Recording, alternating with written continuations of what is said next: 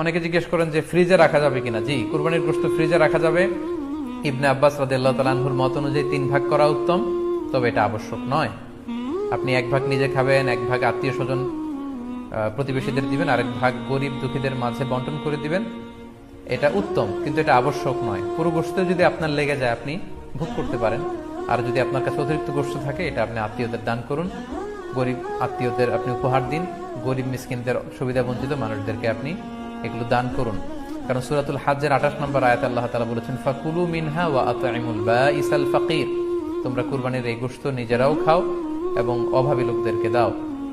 এবং সহিহ বুখারীতে আল্লাহ রাসূল সাল্লাল্লাহু আলাইহি ওয়াসাল্লামের একটি বর্ণনা, আল্লাহ রাসূল সাল্লাল্লাহু আলাইহি ওয়াসাল্লাম বলেছেন, কুলু ওয়া আত'ইমু ওয়াদাখিরু, অর্থাৎ কুরবানির গোশত তোমরা খাও, ওয়া আত'ইমু মানে অন্যদের খাওয়াও, ওয়াদাখিরু এবং তোমরা এটাকে প্রিজার্ভ করে রাখো বা জমা করেও রাখতে পারো। অর্থাৎ আপনি চাইলে ফ্রিজে রাখতে পারবেন,